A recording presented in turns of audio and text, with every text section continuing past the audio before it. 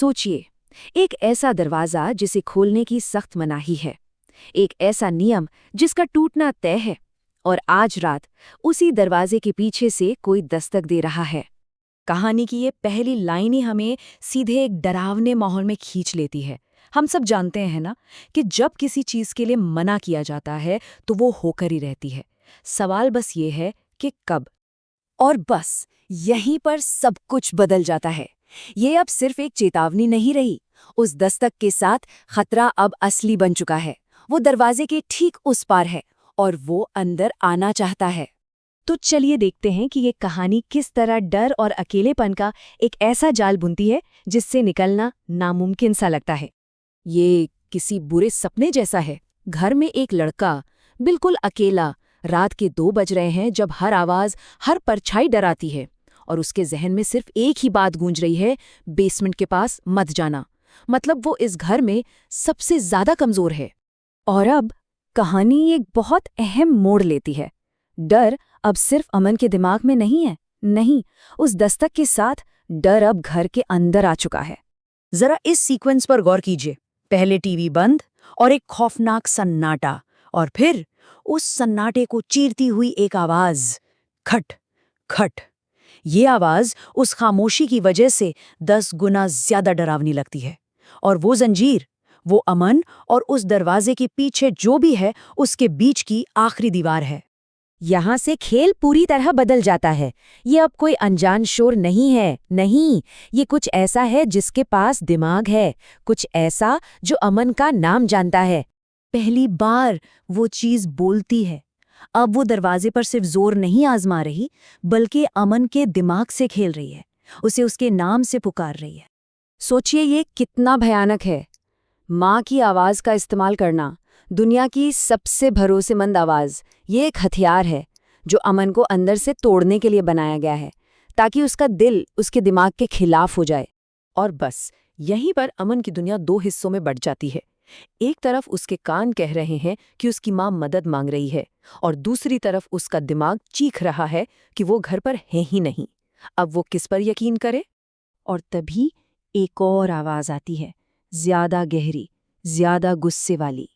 माँ की आवाज का वो भ्रम एक झटके में टूट जाता है, और दरवाजे के पीछे जो कुछ भी है उसका असली खौफनाक चेहरा सामने आ जाता है।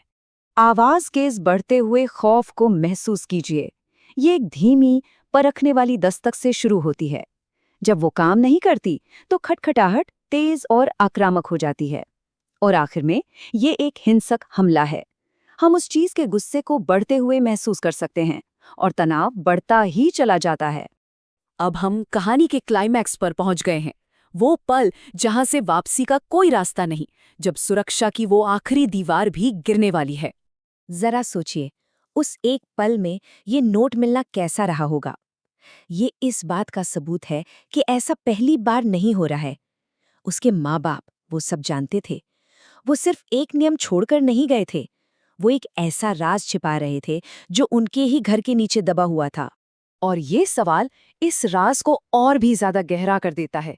ये इशारा करता है कि उस घर का, उस परिवार का, उस चीज के साथ कोई पुराना छिपा हुआ नाता है। और फिर एक जोरदार आवाज के साथ जंजीर टूट जाती है। उस हिंसक शोर के बाद एक भयानक, दिल दहला देने वाली खामोशी, और दरवाजा धीरे धीरे चरमराते हुए खुलता है। यही वो पल है जिसका डर था। जो सामने आता है वो उम्मीद से कहीं ज्यादा भयानक है।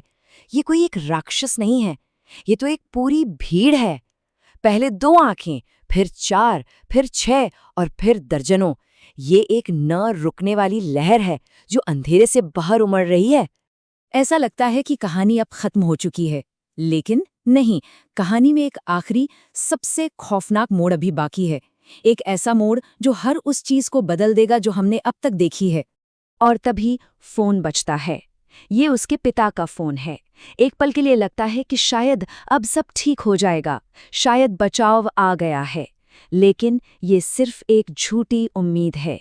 अमन की आवाज में उस खौफ को महसूस किया जा सकता है जब वो अपने पिता से मदद मांगता है, लेकिन जो जवाब उसे मिलने वाला है वो बेसमेंट से निकली किसी भी चीज से ज्यादा डरावना है। इस एक लाइन के साथ कहानी का पूरा मतलब बदल जाता है। ये कोई ऐसी चीज नहीं थी जो घर में घुस आई थी, वो घर ही वो चीज था। एक ऐसा दरवाजा जो असल में था ही नहीं, वो खुल गया। और हम इसी एक सवाल के साथ इस कहानी को यहीं छोड़ते हैं कि आखिर उस घर में क्या था और उस नामुमकिन बेसमेंट का राज क्या था।